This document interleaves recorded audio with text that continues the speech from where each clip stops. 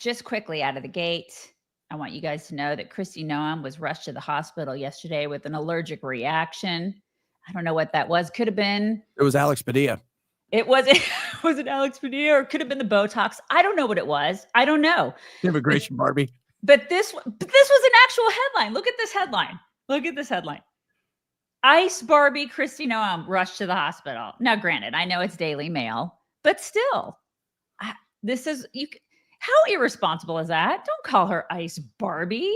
Come on. We can call her Ice Barbie. Yeah. Like for me, I kind of always laugh because she does it for herself. I mean, she goes like Tom Holman does like, hey, what's going on, guys? I'm here. She's like, do I look? You know, like I know she's got all the, and she pets her hair. And you're the like one who said Botox. It's true. But that's what I'm saying. I can say it because I'm a podcaster, but like, I'm not a journalist. You shouldn't be saying that as a journalist. They're great at clickbait. Daily Mail. Yeah. I mean, but they get the stories good, but you've got to getting past the headlines. You got to put something in sometimes. They get the stories though, Chad. They actually are on top of things. Yeah. You know, they do have like but that headline, not okay. It's just not okay. You guys make sure that you're checking out our socials, you guys, www.chicksontheright.com/links. Do that. And also subscribe to this podcast. Have you done that? You should subscribe. I implore you to do so. And I don't know about you guys. I'm hopped up this morning. It has been a week. There's like war and all sorts of stuff happening this week. Whew. My favorite is the dark chocolate and the blueberry crumble. I love both of those. It's blueberry crumble work. You know what? I thought it was going to be disgusting. I'm not even lying. But then I tried it and I was like, this is actually really freaking good. I cannot believe because I am not a flavor coffee kind of girl, but I have become one. I don't know what it is, but it's Blackout that has made me into like a flavored coffee kind of girl. It tastes so good. It tastes like a blueberry muffin with coffee, if that makes sense. I don't even understand how it works, but it's really, really good. So you guys need to try it. It's ethically sourced. It's super highly caffeinated, which is my jam. They have a ton of choices. They have tea, they have cocoa, they've got swag, they've got bundles. You can give gifts to people.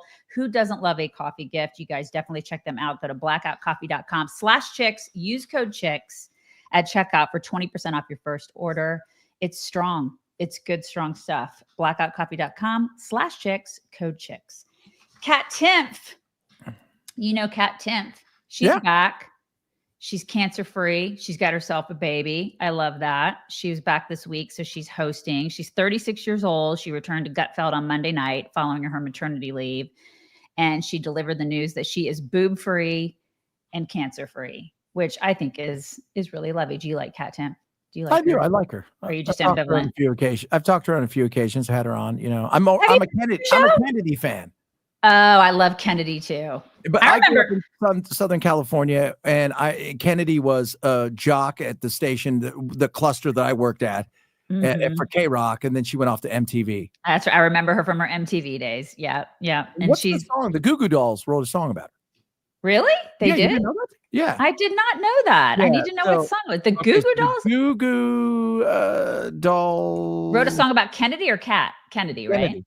Yeah. I did not know. I did not know. I saw the Goo Goo Dolls in concert many years ago, and they opened for Bon Jovi. Really? Name. Actually, their big song, Name. Really? Kennedy, yeah.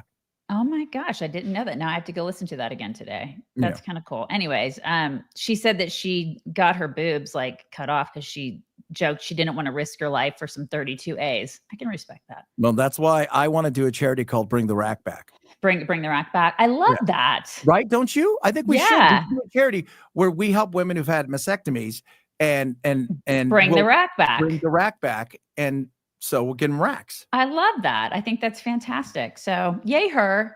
Yay for being cancer free. I think that's great. You guys, this week, man, this week in news. These 3 days have been the longest weeks of our life. Right? It's just every day. I just shake my head at some of this stuff. So Chuck Schumer, man, yesterday. Oh my God. So they're demanding security for members of Congress. but you as a normal citizen has to fend for yourself when it comes to security. But because of all these people, that I say all of these people, because of what happened, which was tragic. I'm not belittling what happened to, that poor woman and her husband and the other people who were shot. I'm not belittling it. I'm not trying to diminish what happened, but they are demanding more money. Listen to this. Husband, I can't get their faces, those nice pictures of such nice people, out of my mind. On the other hand, I'm glad to hear Senator Hoffman and his wife are making progress towards recovery. May God bless them all and their loved ones. Now, as we convene, I want to start with this. My highest priority right now is working with the Senate leadership on both sides, the Senate Sergeant at Arms and Capitol Police, to ensure everyone's safety. This weekend, I asked Capitol Police and the Sergeant at Arms to increase the security for members, including Senator Padilla and the Minnesota senators. Knowing that the Sergeant at Arms, her entire operation, the Capitol Police are there to help us right now is comforting.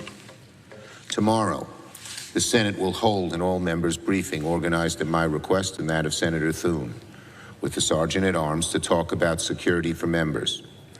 The Sergeant at Arms and Capitol Police are doing an outstanding job and have bent over backwards under very difficult circumstances to keep everyone safe. So this is the party of gun control. More guns to protect us from people who may be. Look, let's be real. This guy twisted off in a major way. Listen, like I said, I'm not trying to belittle what happened to those people. It's terrible what happened. But until we have metal detectors in every single public school, I don't want to hear about, increasing safety for elected representatives. My kid is just as important, if not more important than you, Chuck Schumer. Yeah, you've run your race. Right. My kid is more important. And I've contacted Ted Cruz, Pete Sessions. I've actually contacted people in my state. Those people, they ignore me about And you that. also have to have them that work, because we had a shooting here a month and a half ago, and they had all that stuff up. And it doesn't. It didn't work the way it was supposed to, because like anything, a crazy person's gonna do a crazy thing. And that's what we saw the other day. A crazy person did a crazy thing. Right. And yes, we should be prepared for it. We should have an understanding that these things kind of happen. Even last night, we did an event, and yesterday being on the air here, a lot of people said horrible things about what they were going to do to me. And so, it was kind of make sure that I didn't sit, with my back to the door kind of thing. Totally. It was kind of, but you have to do your own part. But yes, they're out there, and the rhetoric is heightened, but the schools, like you said, what are they doing? I mean, they're not doing jack. Yeah, they're not doing jack crap for the schools. But I mean, you're about bringing on a school resource officer. And they're like, well, I don't know about that. It's expensive. I don't know if we can do that. It's but we got to make sure that we protect these lawmakers. I mean, I'm sorry, but F you. And when it comes to you talking about you get threats, Mock and I put somebody in federal prison. We put a dude in there for stalking us. We've had stalkers ever since we've been doing this for 16 but they're years. Stalking you. They're like, hey, what's up? How you doing? They really, I promise you they're not. I promise you they're not like, hey, what's up? We've had local stalkers. We've had guys who were not even our state. So we've had to go to the FBI. I mean, they're stories, you guys. Yeah, there are stories. When I was in England, they put me under protection of Scotland Yard. And it was all based on a joke that we had nothing to do with, and people were insane. People are insane. That's the thing. People are insane. And then as a woman, I'm not saying it's worse than you, but as a woman, I think they just feel well, they're women, so they're an easy target, Dudes and little do they know you're an ass-kicking machine. Ninja powers like you guys couldn't believe. We're probably the most heavily armed, right? But I mean, I shake my head and I'm thinking, okay, well, this guy who is a lawmaker, who is one of the top guys in the party that is advocating for gun control, is saying, I want more secure. I mean, can you not, the optics of that, can you not see how hypocritical that is? Can you not see? Well, I'm always amazed. Like John McCain, when he used to come into the station in Arizona, he'd come in with the lady that drove him around everywhere, and that was it. And him.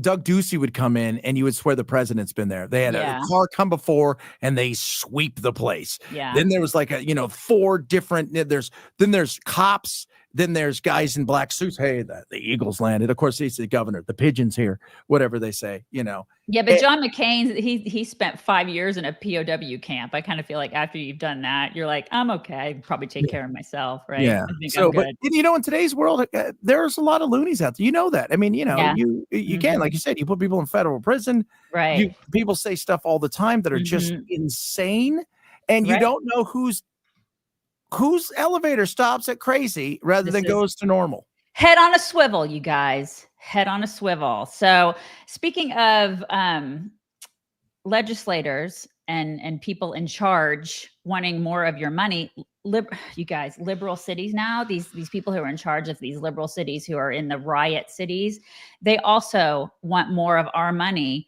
for the riots. So this is unbelievable. They have single-handedly turned these cities into complete hellscapes, and now they want your money to clean them up. You cannot make this stuff up. Check this out.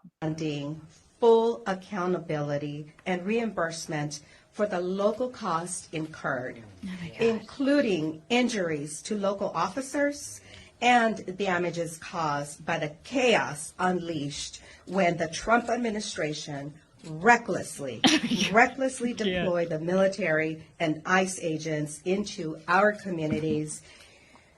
They are the ones who created this unrest, and they are the ones that need to foot the bill.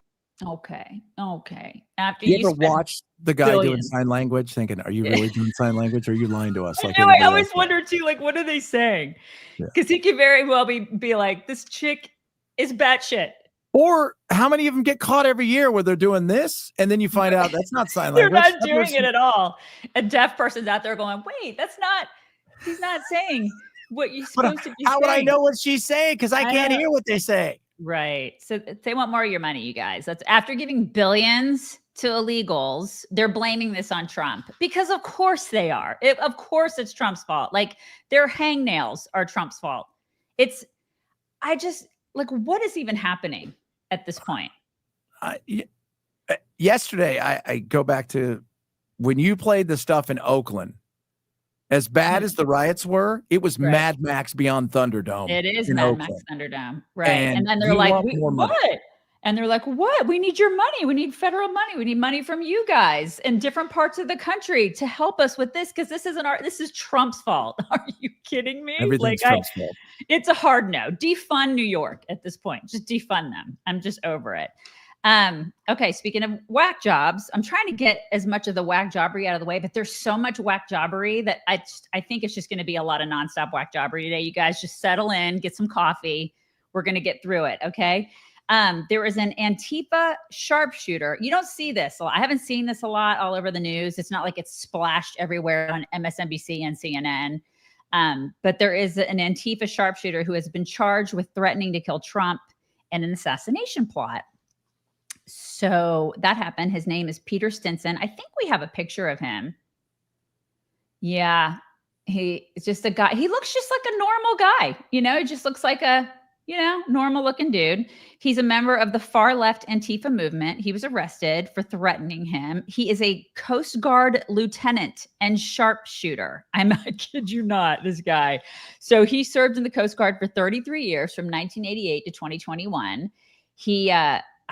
He was a coordinator. He was like the big coordinator for the May Day movement, which their number one goal is to impeach and remove Trump because, he hates him. But he's Mr. 8647. He had that all over his social. That doesn't mean anything. Those are just shells that happen to be in a certain pattern that I found when I was out with a walk with my wife. I mean, again, like this, but this is a government employee who's getting a pension, right? He's going to get a pension from us. He's also Antifa. I feel like this is the kind of stuff that we need to look into, especially when people are taking checks from us. So what was so there must have been like a direct threat. Yes, there were direct threats. He had all sorts of posts, all sorts of like social posts where he basically is like, the president needs to be off. 8647. I could do this, blah, blah, blah. I have the skills to do this, sort of a thing. That's kind of the stuff that he insinuated that he could do. Like that wackadoo Spencer guy that you played the other day who has Right. 18 million followers. He should just drive around in a convertible because nothing bad happens to presidents in convertibles. This is what's happening now. Kash Patel, he put out a tweet about this guy too.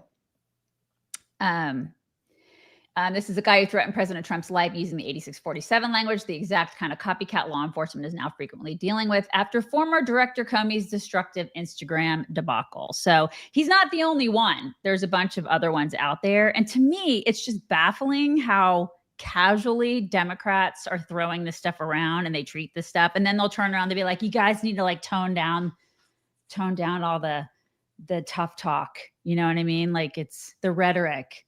The violent rhetoric is too much. Republicans, when they elevate this stuff and they elevate these whack jobs to say and do this stuff, it's okay if you want to kill President Trump, right?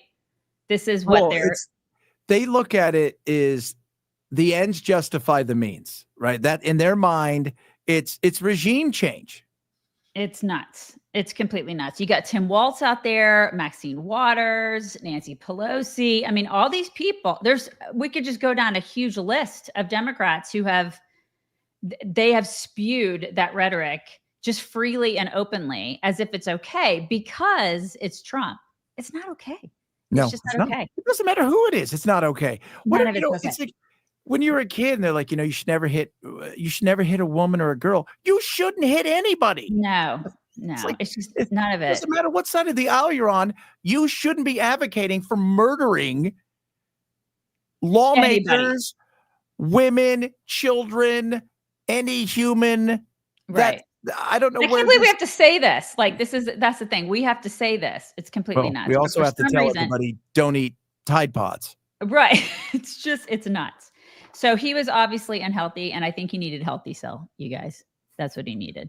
Am I the only person who gets a 2 p.m. slump? Am I the only person? I hit a wall around 2 p.m., especially since we wake up at like 3 a.m.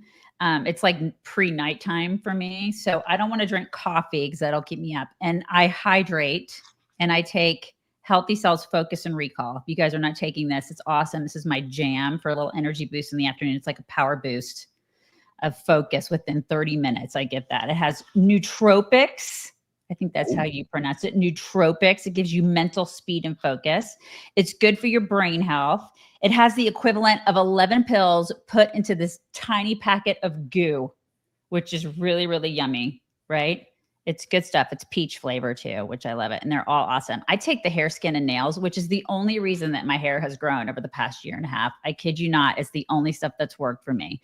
You guys should get on the Healthycell train. It's awesome. It's the best way to take your vitamins. Use code CHICKS for 20% off your first order. That's healthycell.com/chicks. So try that. Healthycell. Do it. Okay, let me give you an update on the big, beautiful bill because we haven't talked about that in, I don't know, at least 2 or 3 days. Well, because just when you get ready to talk about it, like, hey, did you guys hear they're starting a war in the Middle East? Right. It's like we're so distracted by all sorts of things. But the big, beautiful bill, as we know, passed the House on May 22nd. And so now it's on to the Senate. We knew that. And so Senate Majority Leader John Thune, he's aiming to pass it by July 4th. I don't know why. I guess it's just because it's July 4th. They're trying to do it by then. And so now they're going back and forth on it. People are still criticizing it because of fiscal conservatism and everything, like all the resistance to the SALT stuff and the healthcare provisions and everything. And we have John Thune talking to Martha about it yesterday. And the reason for that is, one, we are going to have the biggest spending reduction in history. But secondly, all the other things I mentioned, Martha, are going to generate growth in the economy. And when the economy is growing and expanding and people are investing, you get more government revenue. And the standard rule of thumb is for about 1% increase in GDP, in growth in the economy, you get about $3 trillion of additional tax revenue. So the goal here is pro-growth policies that will get the economy growing and expanding, coupled with more fiscal austerity, fiscal responsibility. There'll be $1.5 trillion to $2 trillion in spending cuts in here, biggest spending reduction in America, in American history. And I think those two things together will mean that we will be reducing and getting that deficit trending down instead of trending up. you know, You it'll said be, $2 trillion in cuts over 10 years, mhm. but you want a $5 trillion debt ceiling raise over the Right. next 2 years. I've done math before. That is not cuts. And you, by the way, you saying cuts is like we're spending more, but we're spending less than we could be, but we're still spending way more than we're taking in. I think it's like they're saying that if it doesn't pass, we're all going to be hurt by it, right? We're going to be hurt by it in the short term, but then they say it increases the deficit by 2.8 trillion through 2034. So it's, you know, what are you going to do? What are you going to do? But there's a lot of stuff in it. You know, it's filled with pork. This is what these bills are. They're not standalone bills. They don't just say, hey, here's an immigration bill. Here's this bill. Here's that bill. That's not what we do, which is what, if I were to do it, that's what I would have loved to have done. I would have loved to have seen single issue bills, but that's not how they do things. So they shove a bunch of crap in there, and some of that crap is good crap. A lot of it is good crap and needs to pass. Right. So we'll see what happens, but we just haven't talked about that in the last couple of days. And I'm just letting you know where it is and what Thune is doing. That was that. Okay. All right. So also, this is something that we're probably going to be talking about in the next couple of days if we don't actually go to war with Iran. The FBI, I'm just putting this out there. The FBI released secret documents that exposed mass voter fraud that rigged the 2020 election. Surprise! I know people are like super surprised by that, but they released those yesterday. They kind of, you know, put those out there. People haven't completely digested them yet, but because of the war. Right, exactly. But the documents revealed the CCP mass-produced fake U.S. driver's licenses that flooded the 2020 election with fraudulent mail-in ballots for Biden. So Kash Patel has handed all that evidence to Chuck Grassley. I'm sure we're going to be seeing a lot more about that in the next couple of days. Like I said, if we're not, you know, in World War III. So I'm just putting that out there as like a preemptive, because probably by next week, more stuff will be coming out about that. FYI. Unless there's war. Unless there's war, you know, there's that. So also the New York Times put out a hit piece on Elon Musk about his rampant drug use. What are these? Who are these people?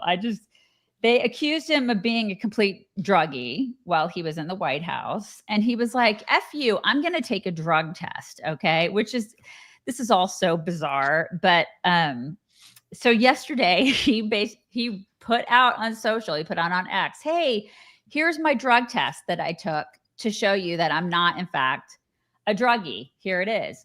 And it says I didn't take drugs. However, okay, like I think it's fine. You know, he can say I'm not a drug addict, which I don't think he is. I think that the New York Times, I think they suck. The New York Times is ridiculous. I don't trust them anyway. It's all stupid and made up. But I also think that putting a drug test out there, or the results of a drug test, is not like some direct slap in the face to legacy media, because you can have a negative urine test if you just stay off drugs for a couple of days, right? Or like a couple weeks. I don't know. I don't do drugs. And I mean, let's be real. I mean, what do you consider drug? He smoked weed with, and he's talked about all the stuff he's done in the past. Yeah. And, you know, I mean, so now there's a difference between, you know, I did this, or then being on drugs and hopped up.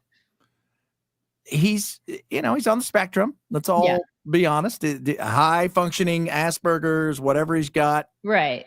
And, you know, I mean, you know, could he be on Adderall? Could he be on some stuff? It's possible. But they make it seem like he's, you know, snorting cocaine, right? And just is on ketamine 24/7. Right. But I'm with you. Why would you validate anything that you, because it doesn't matter. Like you said, you showing them a negative test, you're Elon Musk. They could go, that guy could fake that in a heartbeat. Right. I don't think it proves anything. It's just, I think urine tests have limitations, and the single negative test doesn't really show anything. But I can't believe we're even talking about this in the public sphere, but we are. And I don't think he's a drug addict. I just don't. I don't think that that's the case. And I think the New York Times sucks. So that's that. All right. So Democrat dudes are always crying. You guys remember we talked about Padilla last week. Can we just for a second?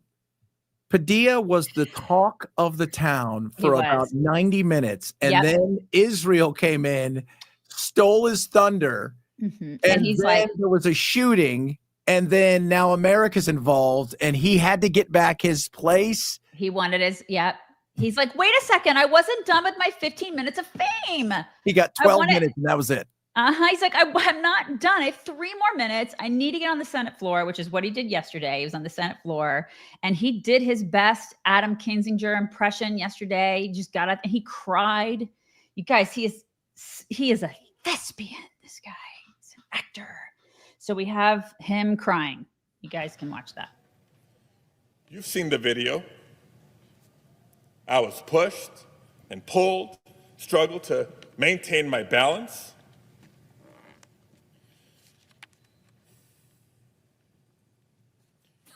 I was forced to the ground.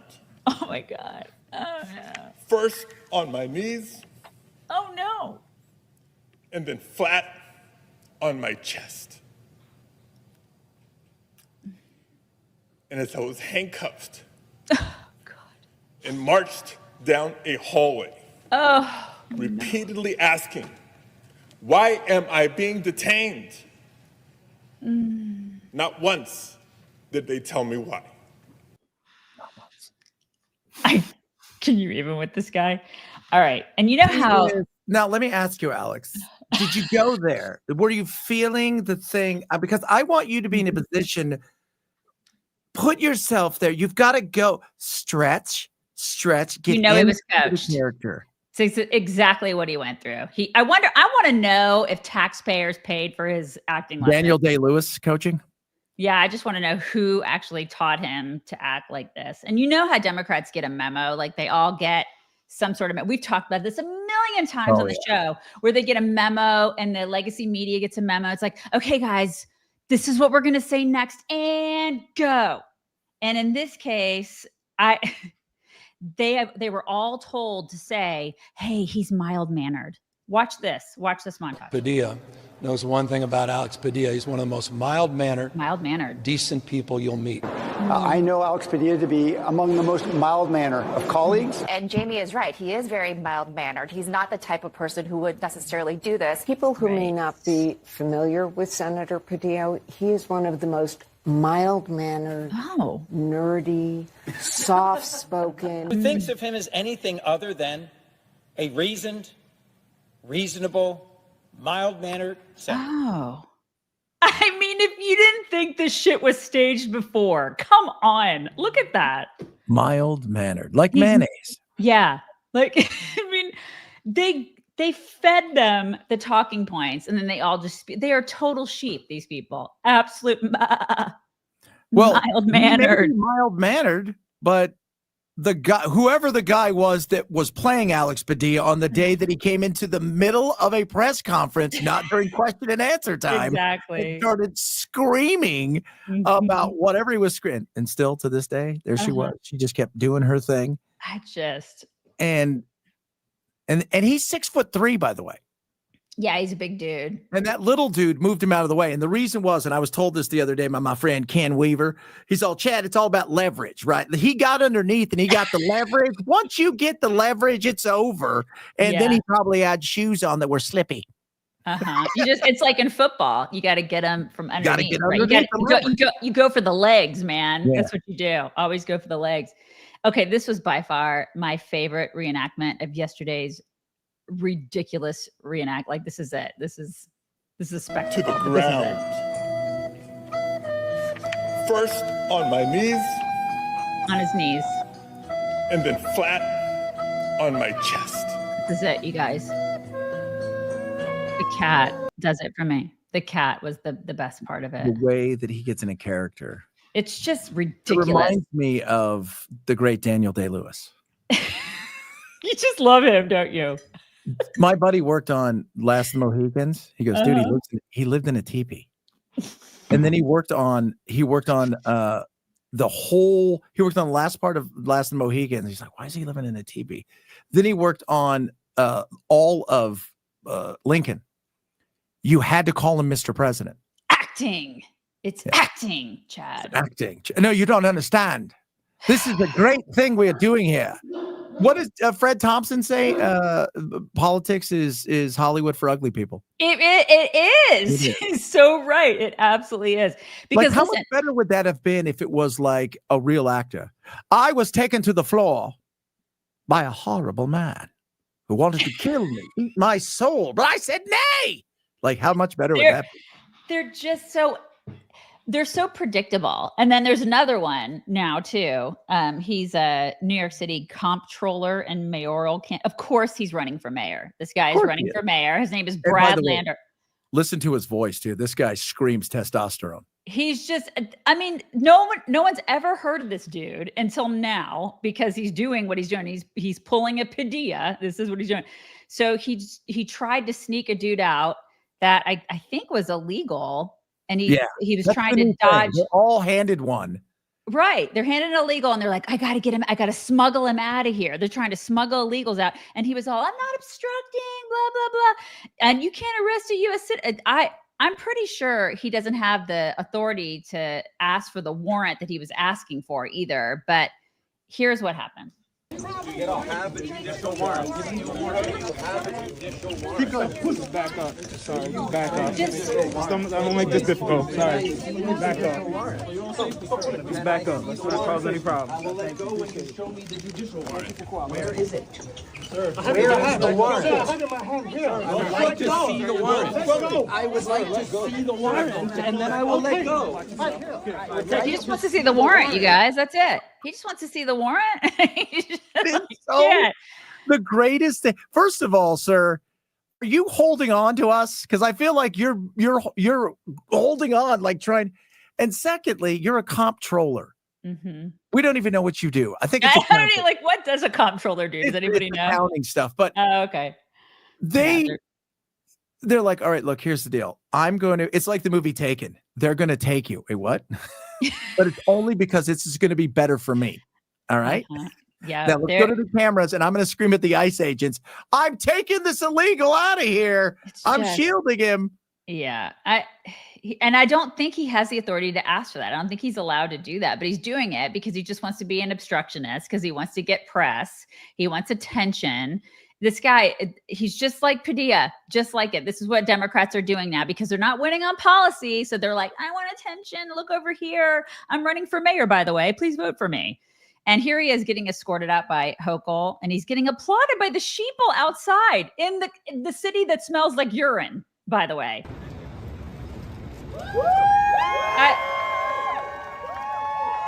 Look at him. He's like, I'm a celebrity now. Hey. It's so stupid. We're going to walk down the sidewalk to the podium on the corner. Everybody's going to need to give them some room. Look at his wife. Please help us so we don't have to do anything uncomfortable. Yeah, Thank you. His wife, by the way, back in 2022, he had approved more than $500 million in contracts to that chick, to his wife. Oh, no way. There's nothing dirty about that stuff. No, that's not shady AF. Not at all. Good God. It is, you know what? Everybody now, and they're all, you see, I call them celebrities, right? It's about raising your brand.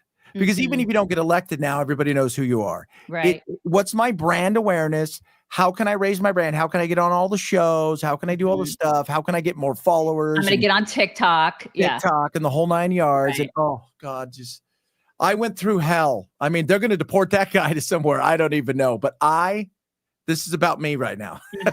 Yep. Yep. They all want to be stars. They are all the theater kids from high school that just want so badly to be popular now. And we're making them that way, which is gross. It's just really gross. You know what they need to do? They need to eat some meat. There's no better meat than Omaha. You guys, we had them yesterday. I had a filet yesterday in the air fryer, and we had them on Father's Day too. We actually made some grilled chicken, some burgers, some smash burgers. It's slam dunk, you guys. I always have Omaha steaks in my freezer just in case family pops in or whoever. The best, always the best, right next to the pool, the greatest. So now during their 4th of July sale, you can get 50% off. That's a lot. 50 is a lot at omahasteaks.com. Plus, our listeners get an extra $45 off with promo code CHICKS at checkout. Seriously, an awesome deal, you guys. You need to check it out. They're convenient. They're delicious, reliably delicious, and take the guesswork out. So all-American cookouts on 4th of July. You guys got to get ready for this. Certified tender. They have smash burgers. They have smash burgers, you guys. So good. So definitely get fired up for 4th of July with Omaha Steaks. Visit omahasteaks.com for 50% off. Seriously, such a deal, you guys. And then an extra $45 off using promo code CHICKS at checkout. Check them out. omahasteaks.com. All right. I feel like I need a shot of whiskey just to get through all this Israel-Iran stuff. We're going to do it. We're all going to do it. You guys ready? Okay. So to get us all up to speed on the past 24 hours of everything that has been going on. So Trump went into the White House Situation Room yesterday around lunchtime. And basically in the past 24 hours, I feel like he's going to have to make the biggest decision of his presidency, whether or not to get super involved in this war. Because this is like, are we going to engage, right? Are we going to actually do this? Because now he's given Iran 24 to 48 hours to surrender and basically save itself from an American onslaught, right? I have a recap yesterday from Jesse on the 5. I think he does a good job encapsulating kind of like what led up to at least yesterday afternoon, what was going on. So you guys check that out first. Now it's a maximum pressure campaign, and we control the air, and we have sanctions and espionage activities, and they have no proxies. So Donald Trump is saying to the Ayatollah, we know where you eat, we know where you sleep. I'm the one keeping you alive. Bibi wants to knock you out and put you 6 feet under. I'm keeping you alive. So here are your options. Option number 1 is you come right to the negotiating table, you sign a deal, and we take your nuclear facilities offline and out of the country. Or we take them out with bunker busters. We can do it the peaceful way, or we could do it the violent way. It's actually a choice that Khomeini has to make himself. Now, there are risks associated with using the bunker busters. You're basically taking out the only card that they have left to play. That's all their leverage. So they could lash out unpredictably. Suicide bombers, dirty bombs, missile strikes against naval assets or bases in there. But it looks like this is moving so fast. Our intelligence said that Netanyahu had decided he was going to strike Iran alone or with the United States after October 7th. There was nothing we could say that would stop him, even if we were negotiating over this deal. And so Trump was like, no, and told him to chill twice. Bibi asked for bunker busters. Trump told him to back off, didn't give them to him, but then felt the Iranians were stringing him along during these negotiations. And after the deadline eclipsed, the day after, he greenlit the Israelis to go in hard. And now he likes what they've done. They've been effective with this air campaign.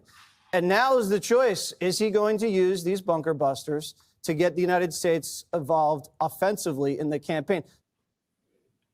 So, you and I were talking about this in pre-show, and I think that the left is kind of quiet about it now. The left is sort of chilling over here. It's the right that's super divided on this whole thing, because you got a faction of the right who is, and we're going to get to that because there was a big throwdown with Ted Cruz and Tucker yesterday, and I have a couple clips from that. Yeah. But it's the right that is divided on this. It's like, do we want to do this? Do we not want to do this? And I mean, it is just mayhem. If you go out to social, it is just out of control, right? It's a tough look. The regime, not the people. Mm-hmm. You've got to ask the question. We are not good at regime change. And there is always the risk. There's a lot of risk. We've done 70 of these since World War II. 5 have turned out well. The rest have kind of went to hell in a handbasket. We always think the next guy up. And this is about Bibi, by the way. Go back to 2002 when Bibi's sitting there, don't worry. The minute you take out Saddam, there's going to be peace in the Middle East. Everything's essentially going to be great and wonderful. And he wanted that. He wants this. I feel a lot of this is about Bibi. I'm taking Trump out of the equation at this moment because I feel like Bibi, like he said, after October 7th, his first thing is we got to get Iran. Well, he's wanted Iran since time immemorial, since he's been able to go say a word. I want Iran. This is what he wants. What's the next step? Because blowing this up or killing their leader, that doesn't end. They have 92-ish million people. I said yesterday, it reminds me of, they may not be, some of those people may not be, a lot of them thrilled with where they are and who their leader is, but it's kind of like cops. The wife calls, said the guy's being a dick. He's horrible. Cops show up. They go to take him into custody. Then the wife jumps on top of the back of the cop.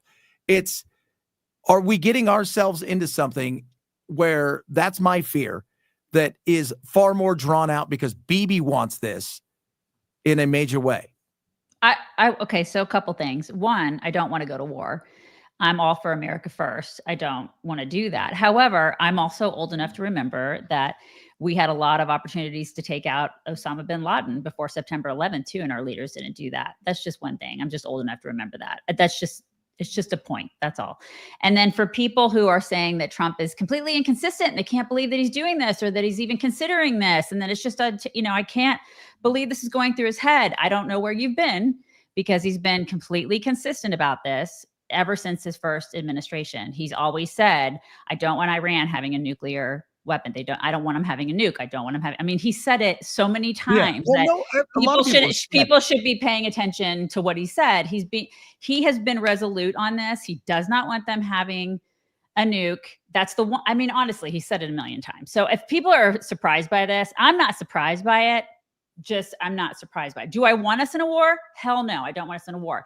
But I am not surprised by him doing this, because this is a guy who took out Soleimani and al-Baghdadi, right? He did that, but he had no problems doing that. ISIS was decimated at the time. I mean, he didn't have any new wars during his first administration. I look at the last administration, and they were kind of just like sitting around waiting for somebody to tell them what to do when it came to foreign policy and all this crap. I don't know. The State Department had a press briefing yesterday. Tammy Bruce, of course, led it. And here's the most important clip from that. And then we'll talk some more about this other stuff. Iran cannot have a nuclear weapon is clear.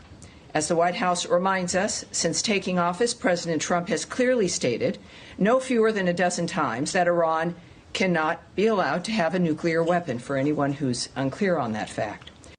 Yeah, I mean, she was right. People were pissed off at her for saying that. But I mean, if there's one thing he's been, it's consistent. And I think, he's been consistent on it. And I know it's above my pay grade to say what he's going to do next, because I don't know. But I think a lot of people are just like, well, shit, he's consistent. I mean, politicians usually aren't consistent. So that's weird. Consistent. Everybody's been consistent about Iran not getting a nuclear weapon. The issue is, how do you prevent it without putting boots on the ground? Right. I don't know. Because like I said, that is also above my pay grade. But when you have people like, Iran's supreme leader saying the great battle begins and we will show the Zionists no mercy, and basically death to America, death to Israel. I mean, it's like, this guy's not a rational guy. No, he's not rational. But Bibi's saying death to him. So I would expect there to be some pushback. And in my issue, again, this is a lot more to do with Bibi. Since Friday or Thursday, it was, we can't allow them to have a nuke. No, Thursday was, they were going to invade us. That's why we took preemptive. We had word they were going to invade us. Then it was, they're close to getting a nuke. And then he said, well, it's about a year or so. Then it was, well, they have 8,000 ballistic missiles, which equals 2 nuclear. We can't allow that. Okay, well, are we going to attack everybody who's got a ballistic missile? And I go back to, I feel like Bibi is the third party that really wants this, obviously more than Trump does. Okay, and a lot of people agree with you on that. They do. Some people do. The whole, do they have nukes or do they not have nukes, was an issue yesterday, because apparently he was spatting with Tulsi. That was in the news. That went back and forth. And I was like, do we really need this? Do we need this too? Well, I think he should fire her. Really? Do you? Yeah, because if you're not going to listen to anything, if you come out and say, I don't care what she said, well, then why do we need her? Get somebody else that you will listen to. I think that they actually have come to at the end of the day, apparently they had come to an agreement and everything was fine. At least that's what they told the media. But yeah, I mean, he was given, Tulsi had told him, I think it was back in, was it March? March. She had told him, she said she didn't think that they had a nuke. And then this was his response to a question about that yesterday. Tulsi Gabbard testified in March that the intelligence community said Iran wasn't building a nuclear weapon. I don't care what she said. I think they were very close to having. Okay. Then get rid of her. Find somebody that you will believe. If you're not going to listen to her, then why do you have her? I mean, there's a lot of people he hasn't listened to over the past. I know. Then why do you have them? Couple of administrations. I don't know. I can't answer that question. But and that was my take on like, okay, well, I don't care what she said. Well, then why even have her do a study? I hear you. Now, I will say though that I've had people work for me, and I don't always listen to what they have to say. I haven't. But this was not the thing. Is it's not her. This wasn't her. She was the one that delivered the message that had been done and the data. And if you're not going to listen to the data, you know, and let's not forget. We were told this in 2002 that the guy Saddam Hussein had nuclear weapons and weapons of mass destruction. And they weren't there.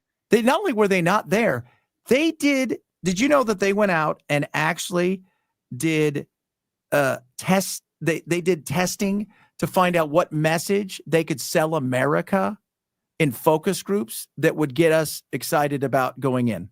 Yeah. I mean, I hear what you're saying. So so she did state, she said that the intelligence community had assessed that Iran was not building a nuclear weapon. And he was like, you heard what he said.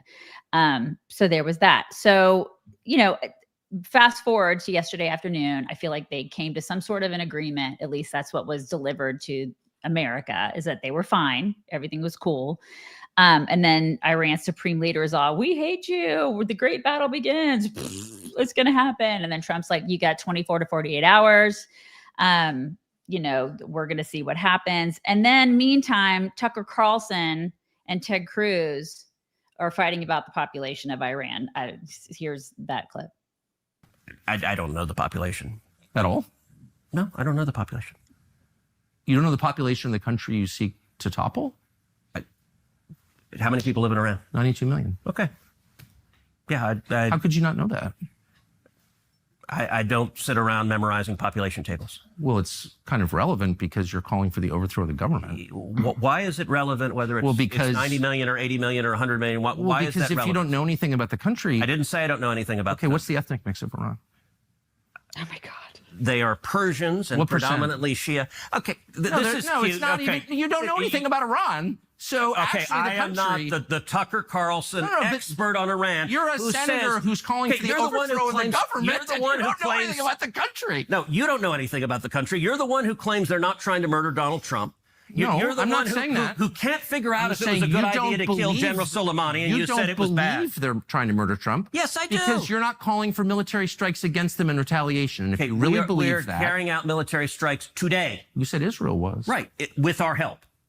I said we. Israel is leading them, but we're supporting them. Well, you're breaking news here because the U.S. government last night denied, the National Security Council spokesman Alex Pfeiffer denied on behalf of Trump that we were acting on Israel's behalf in any offensive capacity. No, we're not bombing them. Israel's bombing them. You just said we were. We are supporting Israel. High stakes. You're a senator. If you're saying the United States government is at war with Iran right now, people are listening. Okay. Yeah, so I love how everybody on Twitter today was like pretending that they knew what the population of Iran was before that aired. I mean, I'm just like, seriously, everybody pretends to be so smart about it today, but okay. But that's happening. So yeah, they were fighting about the population and the demographics of Iran. This is what we're doing now. It is it's an interesting situation, and you've got a lot. James Lankford just came out a little while ago and say we need regime change, and we need to make sure there's regime change. My problems. You want a bunker bust, okay? Because they don't have. Israel can't do that. They don't have. We do bunker busters. Right. We do. And by the way, there's certain things we're not doing, which is giving them stuff that they want. If you guys don't know anything about Israel, spies on us maybe more than any other country outside of China. Well, that's the next clip. We've got a clip on that too. Yeah. And they want our stuff all the time. If we've got something new, they always want it. And they want the bunker busters. And we're like, you can't have them. We could deliver it, but you can't have them. Yeah, you can be our friend and we'll let you have that. Right. I also didn't know that the population of Iran. I mean, I'll just be completely honest about that. And to be quite honest, I don't give a shit. I don't care. I don't care. Just like I don't know the population of Russia and Ukraine. I don't know that off the top of my head. If that makes me a bad person, then I guess I'm a bad person, but I'm just putting that out there. But you're not calling for the topple of you would figure you would know some stuff about the country that you want to, you know. When I know the population of the United States, we have 340 million people here. I know the population of that because I'm America first. Anyways, I also don't want war with Iran, but if we did have one with them, I believe that we wouldn't be like annihilating 92 million people. I don't think that we would be doing that. Okay, so they also talked about spying and intelligence, specifically about Israel's version of the CIA, the Mossad, spying on America. They talked about that. Share all of its intelligence with us? Oh, probably not, but they share a lot. We don't share all of our intelligence with them, but we share a lot. It's a close alliance. Do they spy domestically in the United States? Oh, they probably do, and we do as well. And friends and allies spy on each other. And I assume all of our allies spy on us. And that's okay with you? You know what? One of the things about being a conservative is that you're not naive and utopian. You don't think humans are all... Part of the reason socialism doesn't work is the mantra from each according to his abilities to each according to his needs doesn't work. As a conservative, I assume people act in their rational self-interest. So it's conservative to pay people to spy on you? It's conservative to recognize that human beings act in their own self-interest, and every one of our friends spies on us, and I'm not... Do you like it? That's my question. I'm not asking whether they have motive to do it. Of course they do. I understand that, and by the way, I'm not mad at them. But you're an American lawmaker, so I just want to know. Hold on, I want to know your attitude.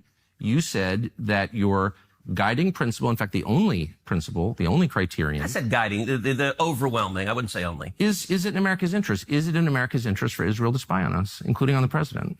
It is in America's interest to be closely allied with Israel because we get huge benefits for it. And you want to see the clearest... But I just want to stop on the spying for a second. That it takes place, as you know, and including on the president of the United States and several presidents. And I just want to know if that's okay and why is it okay? Wouldn't an American lawmaker say to a client state, you're not allowed to spy on us?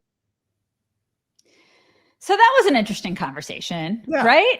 That was I just cannot. So meanwhile, like, listen, I know the spying thing is kind of crazy, right? But like, I'll talk to my husband and be like, hey, I want like this vacuum for the pool, or I'll be looking at the vacuum, and then all this stuff will pop up on my computer about pool vacuums. You know what I mean? Like, I'm being spied on all the time, every day, day in and day out. So the spying thing, does it bother me? Sure. Yeah. The difference though is Google is not going to try to hold something over your head to make you buy a vacuum. Are you sure about that? I don't know. At some point, somebody may hold something above my head for something. I don't know. Well, shouldn't we then say this isn't a good thing?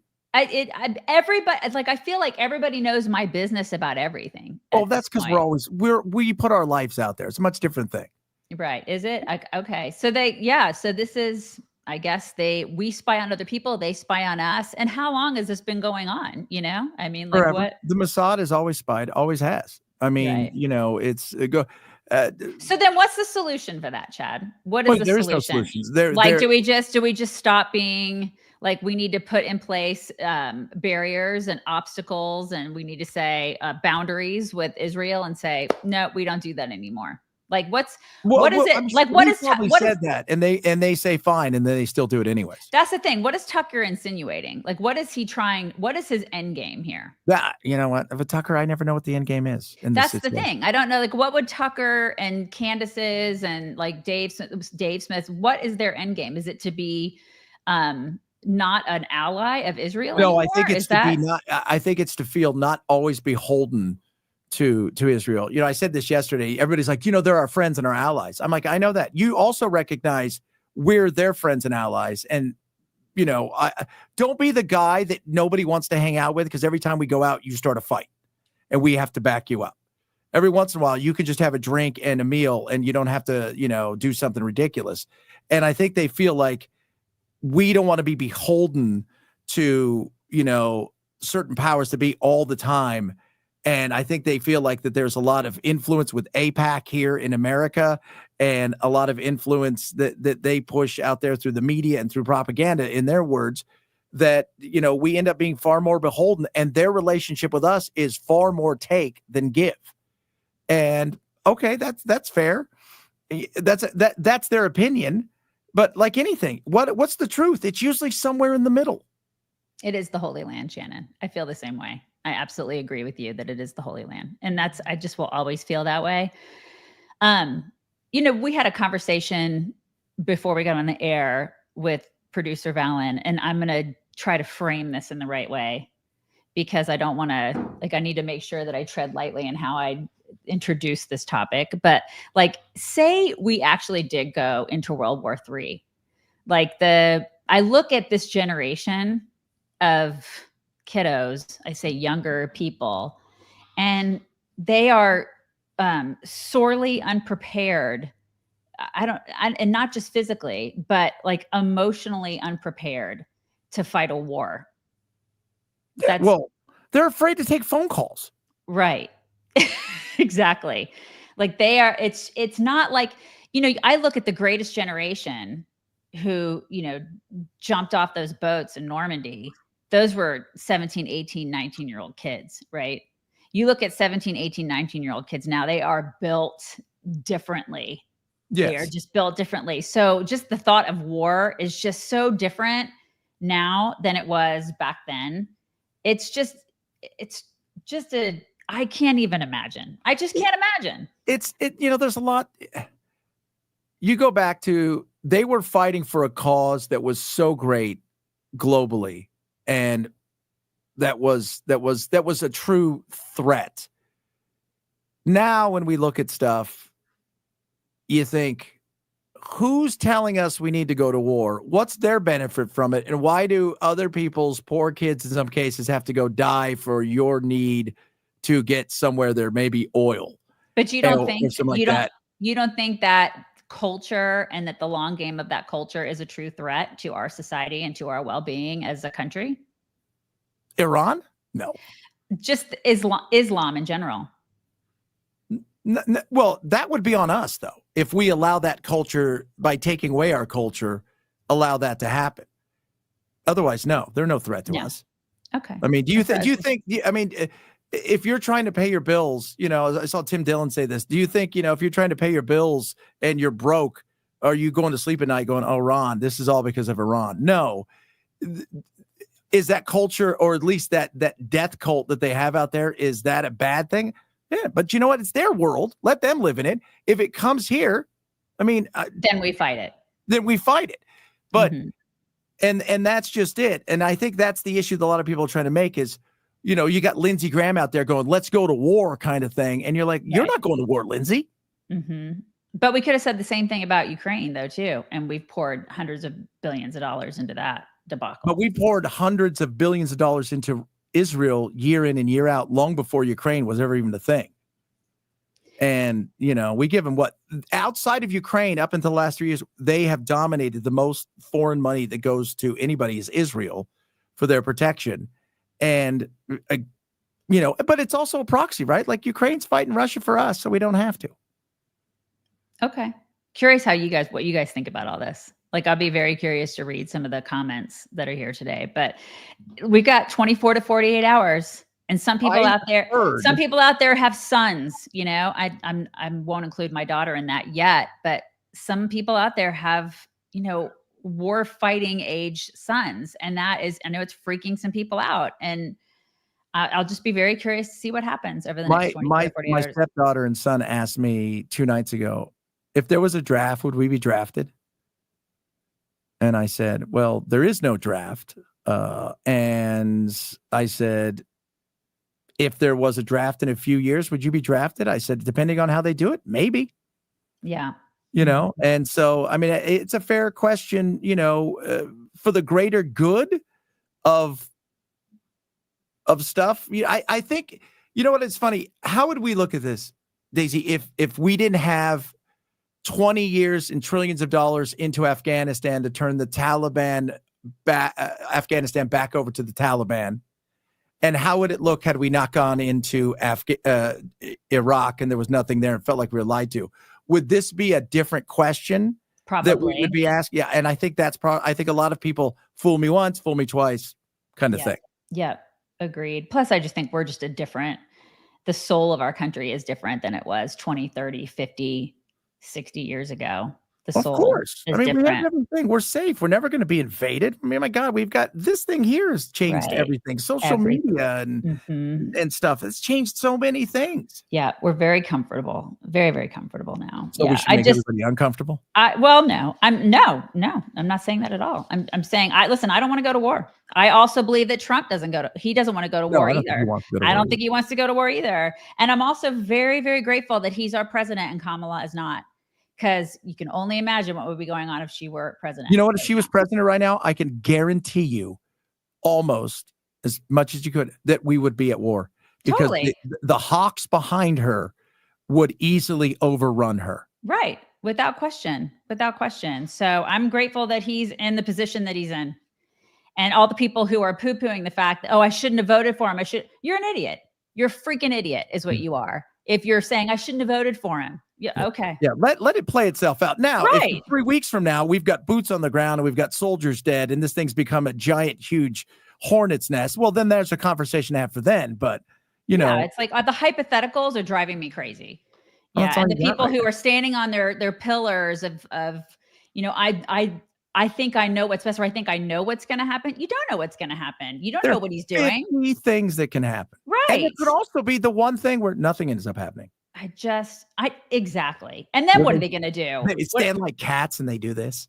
And all those things that they've said are going to live on forever. And I will play them. Yeah. I will and then play there's them also the other side of it where this could end up being just a giant, huge cluster, which is, we don't know. We don't know. We just don't know. Yeah. I'm glad that I live in capitalist America. And I'm sure you guys would agree with the statement that capitalism is the greatest increase in human wealth, living standards, and overall flourishing ever, ever, ever. Praise the Lord. Right. That's why you guys have got to check out Hillsdale College and all of their courses. They have the best, right? They have the new course. I was telling you guys about it yesterday, Understanding Capitalism. I've been watching it. I took the Constitution class there. I want to take it again. I encourage you guys to take that one too. They have 40, is it 40? Yes, 40 free online courses.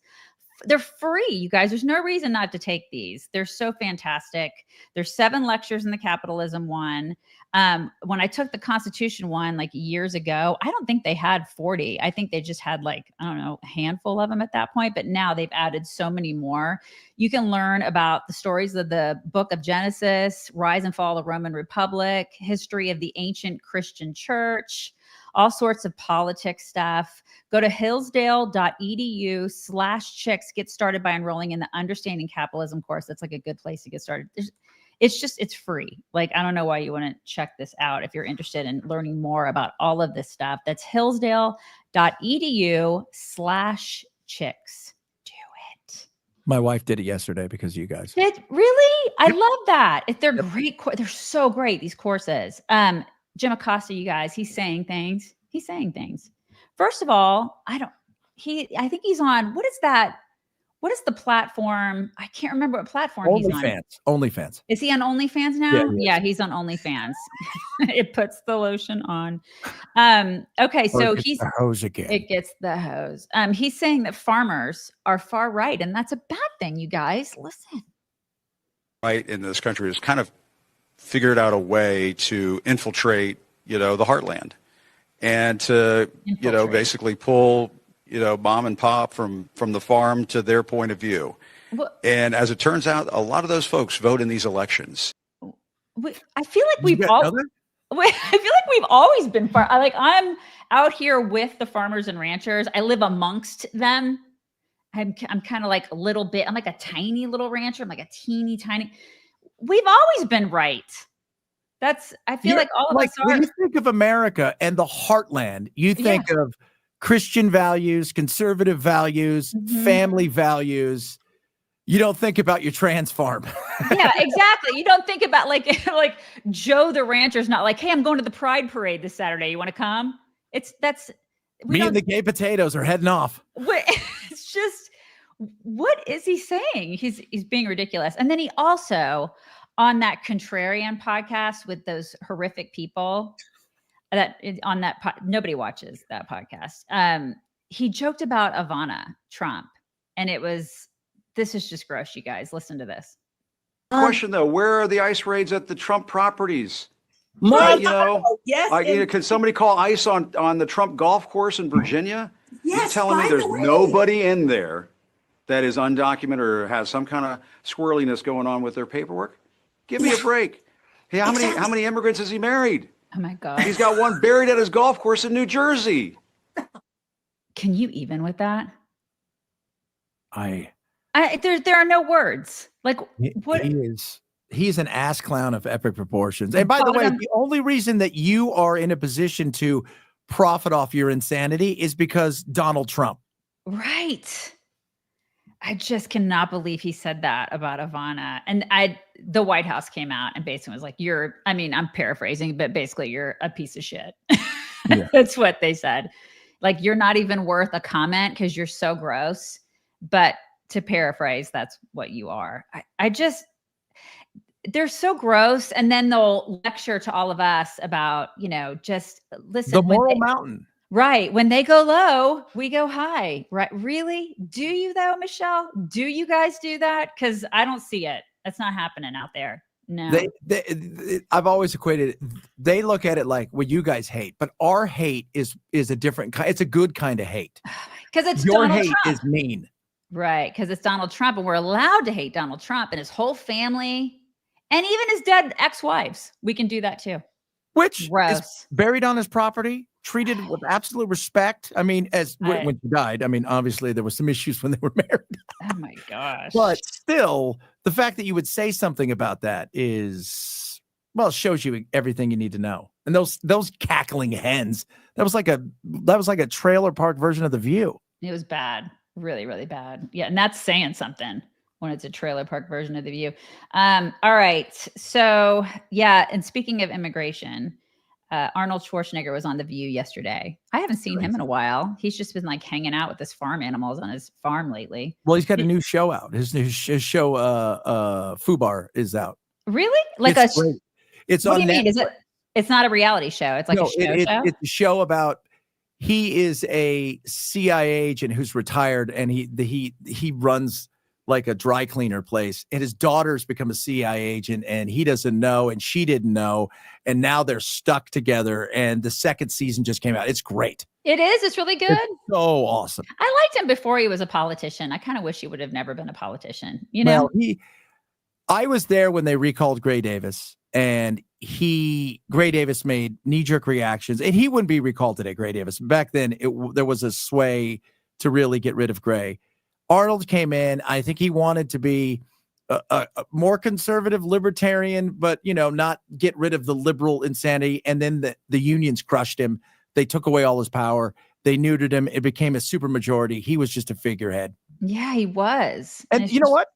Gavin Newsom's a figurehead. They can overrule Gavin Newsom at any given time, and he can't stop him. Yeah, talk about neutered. That guy is absolutely neutered. Ballless. Totally ballless. So he was on The View. Arnold was on The View. And Joy asked him about being an immigrant in light of everything that's going on. And I think that I'm pretty certain that she hated this answer. She hated it. It's kind of a history that we have with immigrants in America. But the key thing also is at the same time that we got to do things legal. That is the important thing, So you got to do things legal. And those people that are doing illegal things in America and that are foreigners, they are not smart. Because when you come to America, you're a guest. And you have to behave like a guest. Like when I go to someone's house and I'm a guest, then I will do everything I can.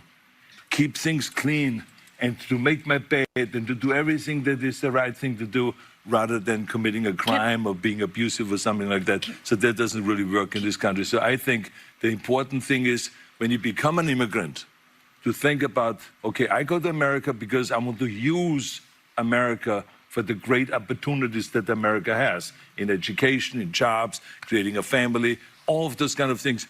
Then you have to think about, okay, if I get all of those things from America, then I have to give something back. You have a responsibility as an immigrant to give back to America and to pay back to America and to go and do something for your community for no money whatsoever. Give something back to after-school programs, Special Olympics, or whatever it is. Make this country a better place. I can't figure that audience out. They're like, Don't you wanted to clap? You hear that? Who wanted to clap? What you heard in the middle of, like, when you come here, you're a guest, and when you're a guest, you make your bed and you do good. And then one person went, "Oh, we're not supposed to clap here?" I know, this is the thing. And then at the end, they're clapping like the sheep that they are, and then yet, like in another segment, they'll be bashing Trump on his immigration stance, which is precisely what Arnold is saying. He's agreeing with Trump. He's literally Trump in that segment. He's Trump. This is the thing. It's astounding. So, they hated every second of that, because it's like he's basically saying, come in here and give back. Don't be putting your hands out, and then do it legally, because I did it legally. So many other people do it legally. And it's a slap in the face to everybody that does come in here and does it legally. You're diminishing what they do. Yeah. And I think we can have a conversation about, okay, can we make it a little bit easier for people to come here on a work visa? Can we make it easier, rather than a random lottery, in some of these cases where can we do, let's have that conversation. That's what Congress should be doing. Right. But he's just saying, you come to this country, you don't just come here and just go, well, I'm going to crap all over everything and you guys clean it up because you're lucky to have me. Yeah. I honestly don't think there's anything wrong with us being super selective and people coming here. I don't. I don't. I look at other countries. It's like, I've said this example before. Our oldest daughter has looked into, because they love Iceland. I don't know why. It's freaking cold there. But they love it there. They've been there like 3 or 4 times. They love it. She's like, let's see what it would take to move to Iceland, because that's just the kind of person that she is.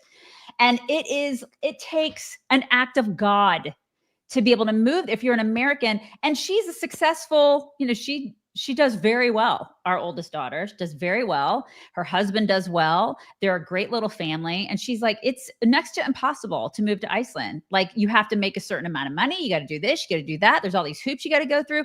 They vet people to come into Iceland. I mean, they vet people. Why don't we do that? Why is it that we don't do that? The illegal aliens that come here, but the people that come here legally, we don't vet them as hard as, say, in Iceland. I mean, what you have to, we don't say you have to make a certain amount of money. You have to do this. You have to be a certain kind of professional to get in here. Like, I don't think there's anything wrong with that. Some people would say that I'm a terrible racist for saying that, which is ridiculous because racism has nothing to do with it. I don't think there's anything wrong with being selective. To me, it's like, we're kind of full. And if you want to come into this awesome country because everybody wants to be here, what have you got to offer? It costs a lot of money, first of all, to get to that point. And then you got to get through the lottery. Yeah. So, it's also an act of God. I mean, you've heard people that have been on the lottery for 20 years, and then some people first year they get. Mm-hmm. So, and you can't just come here and say, well, I got no job. No, there's when I moved to Europe, I moved to Europe for a decade. The hoops I had to go through to do what I did. And I had a job, and I didn't have a job where it's like anybody can do that job. I had a job where I was going over there to play soccer, and it was it was crazy. The stuff I had to go through to get my work visa, had to show that I had a place to live, and had to show you have to show all of these things. Right. You got to check in. Mm-hmm. And it was a bit of a lunacy. It was, they missed something. So I flew to England. The consulate missed stamping something on my passport. I had to get on a plane after being there and go back, have it stamped, and then fly back again. Fly back to, yeah. So I mean, I believe it. It's a pain, but I'm okay with that. I'm okay with the sort of, it sucks that somebody screwed that up and that you had to go through that and it was a pain for you. But at the same time, I'm okay with those sort of policies and procedures for immigration. I'm okay with it. We should definitely do that. Because we should do that. Selling it to the highest bidder. Did you see 70,000 people have applied for his golden visa? I mean, I'm okay with it. I'm good with that. If people want to pay to get into this country and then we benefit financially from that, I'm okay. As long as we got to vet them. It just can't be you give me $5 million and then you want to come over here and blow our country. Of course we vet them. Of course we vet them. We vet them. We go through. We see who they are, what they do. Are they going to contribute to society? What kind of jobs do they have? Totally okay with that. I don't know about you. The vast majority. The reason that certain, like you see it in particular with convenience stores, is they want to bring their family here. So what do? They buy a convenience store. Therefore, you're able to bring your family over to help work in the whole 9 yards. And it is, but you're contributing. You've got a business and you're employing people. I mean, they may be your family, but it's not just come on over and get lucky kind of thing. Or come on over and put your hands out. Yeah. Which we just do not need more of that. We don't. The FBI and the IRS they're actually looking into who's behind the riots now, which I'm, again, all for. You guys check this out. Hello, I'm Bill Asaley, United States Attorney for the Central District of California. And I'm Akil Davis, the Assistant Director in charge of the FBI's Los Angeles Field Office. And I'm Tyler Hatcher, the Special Agent in charge of IRS criminal investigation here in Los Angeles. The right to assemble and protest peacefully is protected by law. Unfortunately, we've seen individuals whose intentions are to cause damage and to assault law enforcement. For example, last week we arrested an individual who was charged with conspiracy to commit and aiding and abetting civil disorders. These violent agitators put peaceful demonstrators at risk. The FBI and our federal partners will continue to investigate individuals and organizations who are knowingly funding or committing acts of violence against law enforcement, as well as the destruction of property. They're so We are currently tracing money to determine who is providing funding for these riots. Funding crime doesn't just affect the criminals, it also disrupts entire communities. Okay. I feel like that's AI.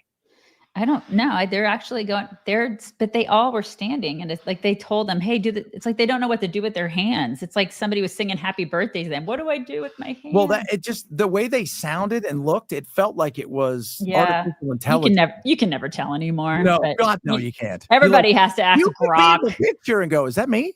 Is it? Did I do that? Like I don't. Was I even there? know. Was I? I have no idea if I was there. I'm just glad they're going. Look, we could tell them that at least one of the contributors to that was the daughter-in-law of Sam Walton, who's the Walmart guy. I mean, we know, some of us know who it is, FBI and IRS, but you look into that. And then hopefully some people will be held responsible. I won't hold my breath because no one's ever held responsible. Truly, they do a lot of investigation. They don't do a lot of like putting them in jail. No. I just want to see some people go to jail. Because the other side is always on. The other side's always looking out for the other side because the other side knows one day they're not going to be the ones in power. So just want to see. Scratch my back, I'll scratch yours. Want to see some people go to jail. But this is actually who's on the other side. This is who's going to the protest, you guys. This encapsulates the Democrat Party to a T right now. If you don't support these protests, not only are you on the wrong side of history, but you're also just like not hip. You don't get it. You're not cool. You're not like of the times. You're behind. Okay. It's embarrassing. Yeah, there you go. I mean, that's Democrats. They're all, it's kind of like, she reminds me of the people during COVID. Do you remember who would dance around with like syringes on their heads and do dances? I'm listening to this lady say, at no point in time did she say anything about like, we need to, enact change and we need to. No, it's all about, if you don't go and do this, you're not like part of the cool crowd. Right. You're not part of the gram. You're not making the TikTok. She was the chick in high school who you hated. Yeah. I'm so cool. It's like, you're not like cool. Like, I don't want to be cool like you. I And don't. you're not cool, by the way. Who said Right. you were cool? Nope. If you say you're cool, you're not cool. Exactly. Precisely.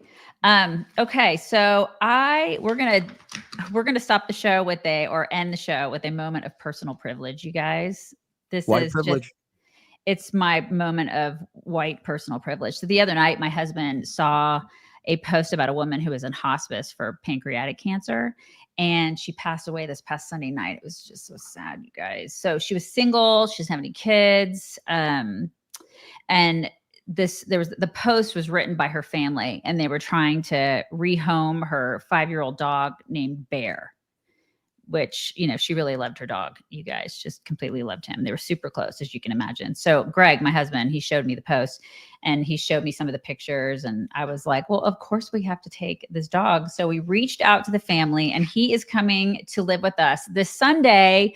And that's him. That's Bear, you guys. So I asked the Universal Cat Distribution System for a cat and it gave me a dog named Bear. And I wanted to share that with you guys. How cute. Because isn't he cute? Has your dogs met Bear? They haven't. In fact, I've never met Bear. I've never met the family. They're coming over on Sunday to give us this dog.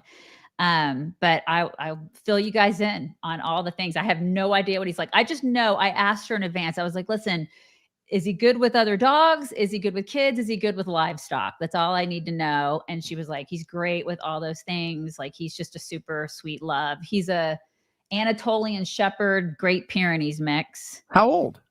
5. He's 5. And I guess like the last year of her life, she was really sick. And so he was just kind of by her side. And so he's not been outside a lot. But, you know, Anatolian Pyr mixes, they're usually very outdoorsy. He probably wants to go outside. He's going to get there and he's like, I need to rearrange all of your livestock. Right. He probably will. So I was just letting you guys know, because if you do, like, if you follow me on like socials and stuff, you're going to be like, wait, what's that other dog doing there? And it's Bear. So I got a dog named Bear. I'm still waiting for my cat, you guys. Yeah. For me, how old is your dog? How many dogs do you have? I have 3 dogs and the other 2 are almost 2. Okay. They were about the same age because we adopted Theo and he's literally the same age as Coda. They're both criminals. So they're going to completely, he's going to get warped by my other delinquent dogs. He's probably a sweet, loving, wonderful animal. And then he's going to come in here and become a criminal, just like the other 2. 3 hours later, they're like, they knocked over 3 hours later. Yeah. They stole a car. Totally. They're going to absolutely hijack a car. Like, that's what they're going to do. They're insane. So anyways, I just thought I'd let you guys know that was like a sweet thing, right? I mean, it's That's not, awesome. the circumstances suck. They suck really hard. He's and probably sad. You know, he's like, right. where am I? What's going on? Where's my master? Where's the person that was like, I was there, you know, and now he's going to go, so this is all for me? Yeah, I can hang out here. Hopefully it's a good story. Like, it's a good ending to a terrible story. And I just wanted to share that with you guys. So that's that. And Mock is doing great. She's doing really great. She was writing me a lot last night and telling me, she showed me the scar. I may like show you guys, I'll have to get permission, but man, she's got a gnarly scar. Oh, is it gnarly? It's gnarly, but scars are awesome, right? She going to get it tatted? I hope so. She's not a tattoo kind of person. But that's one thing, you get it tatted. That'd be kind of cool. It is pretty gnarly, but I'll get permission to see if I can share it with you. But she's doing great. She's awesome. I mean, I can't believe literally the day after she had knee surgery, she's just like, she's able to walk and do all the things. And medicine is miraculous, right? Modern medicine, we take it for granted. It's pretty amazing. And the human body, the way it can bounce back. Right? It's fragile as we are. We're also so resilient. It's just amazing, especially Miriam. You know, she just has no faith in herself to be able to get past. I'm like, you had a freaking stroke on air. You're going to be fine. You're going to be okay with this knee surgery thing. You're fine. So she's doing great. And I'll keep you guys posted on that. But she's just getting better and better. And next week she'll be, just probably doing like Zumba or something. She'll be fine. Roomba. She'll be doing Roomba Zumba. That's where she gets on top of the Zumba and she goes around the room. That's right. So, okay. So we got some super stickers. Randy. Oh my God. Mock looks terrible. Oh, that's Chad. Marcus Drake. What happens when you cross? That's right. It's Dad Joke Wednesday today. You got to think of a dad joke before we get off the air, Chad. Okay. So no pressure. Think of a dad joke. Marcus Drake. What happens when you cross an angry sheep with an angry cow? You get an animal that's always in a bad mood. Oh, look at that. Happy hump day. There it is, Marcus. Brian Brumley. Did you hear about the cabinet maker who got arrested? He was charged with counterfeiting. Ooh. Please take my non-counterfeit money. God, dad jokes. Money. Brian Brumley. Dear Alex Padilla, why are you gay? Robert Clark. That's a horrible dad joke. That was good. I liked it. Robert Clark, I don't see Trump dragging us into war. I think he is using our troops as a show of force. Hopefully he won't have to use them. He will probably give Bibi a bunker buster to finish the job and eliminate the nuke threat. I don't know. I'm not going to make any predictions. We can't give him one because they don't have any planes that are capable of delivering it. And we're not giving him any of our planes. I don't understand how they don't. How do they not have planes at this? They have like a freaking dome. I don't understand how they don't have planes, but the planes to deliver this specific weapon that in many cases was designed for this right here. They don't have that plane. That plane comes with our B-52 bombers, the big quiety ones that live up there. That's crazy. And that's one of the things that you and I also talked about in pre-show is that the gas station planes, the ones that we have, I honestly cannot remember their names. It's like the refueling planes are no longer. The refueling planes, right. Those are there. I mean, because you can track those. You can't track like the F-16s and the F-22s. My husband's a big aviation nerd. He was telling me all this yesterday. He's like the gas station planes they're there, honey. So that means that we're like ready to do stuff, but are we going to do stuff? I don't know. I don't know. We'll see. I've been, my source has been pretty damn spot on. They told me Thursday and Friday, if you thought what they did to Hezbollah with the pagers was amazing, wait till Thursday, Friday. Okay. I hope it just happens after our show. Oh, I know. Well, it doesn't matter. For me, it's never ending. Because I know it's never, because you are on constantly. Well, I'm on now, and then I got to go back and do. And then what pisses me off is then I do my afternoon show for my local station. And then usually sometime between then and the minute I open my mouth, Trump does a bunch of other stuff and other things happen and craziness goes down. Then I have to come home and redo another part. It's a never ending news cycle. It's crazy, constantly crazy. Robert Clark, I got that. We got that. And then Jose Rodriguez, morning from Texas. What is it called when a pirate sets his own ship on fire? Arson. Just take my booty. Robin Dye, happy 83rd birthday, Sir Paul McCartney. Yeah. He's 83. I know. And just think Brian, Wilson passed away last week. I know. We're freaking old.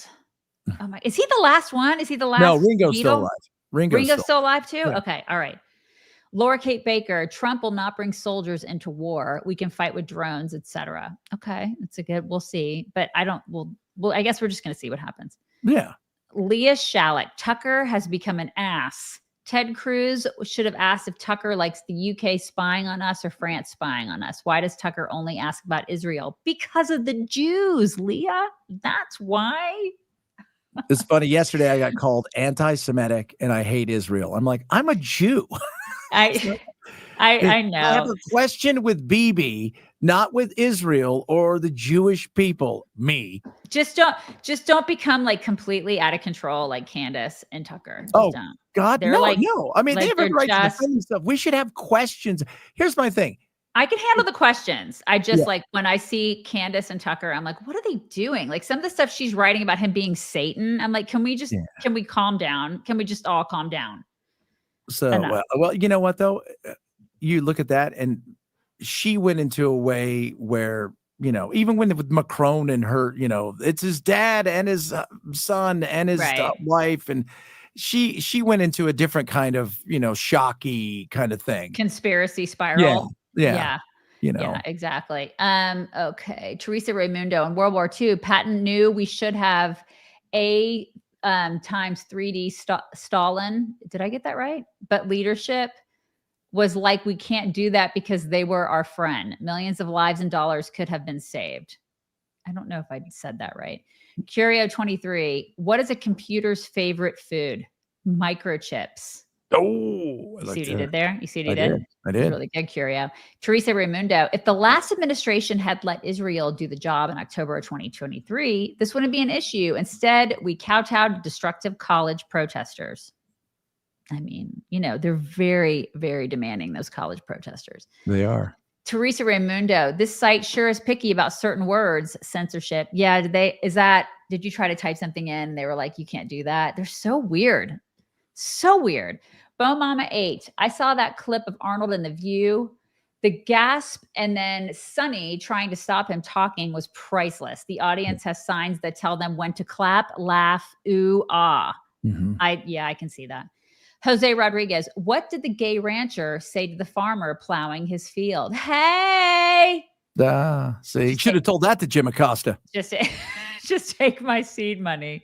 Rebecca Carter, a friend of mine came here legally. Her book, The Wanderer, A Tear and a Smile, tells about her experience becoming an American. I love that. And I love Mock's story about her parents. It's actually in our book. She writes a little bit about her parents and their experience too. Inger Denny, scars tell the story of our journey. I have several and they remind me of what got me through, what God brought me through. Sorry, Inger. Yes, I totally agree. Scars are awesome. B-2 bombers are highly classified tech we will not give anyone. Okay. Yeah. GCQC, I am so touched by the story of your new family member. Congratulations to you, Greg and Gwen. I have a feeling he's going to fit right in. I think so too. His name is Bear. We can't change his name either. I kind of like his name, Bear. Because he knows his name. He knows his name. He's 5. He knows his name. I can't wait to meet him. I think he's going to fit in really great too. Heather Carr, we want what innovative Israel has, like Iron Dome. Yeah, I mean, Trump wants the golden. It's got to be gold. It's got to be gold and huge. The Iron Dome is we built the Iron Dome. We're the ones who actually manufacture like 90% of the parts. Without us, there is no Iron Dome.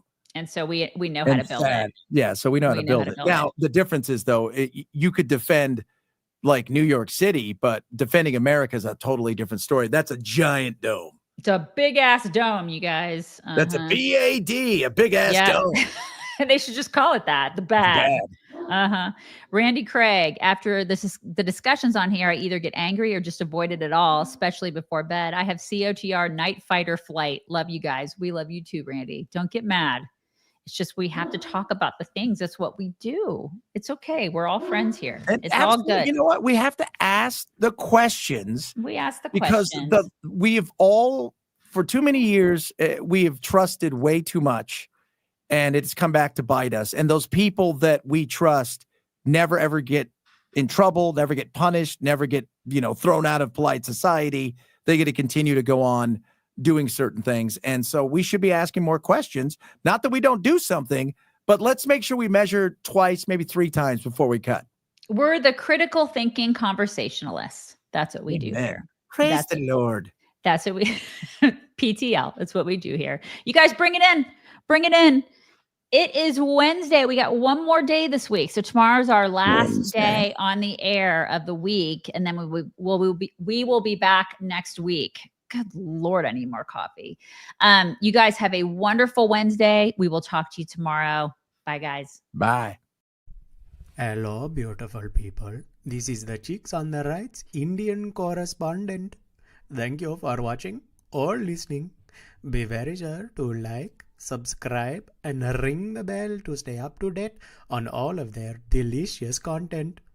Okay, thank you. Come again.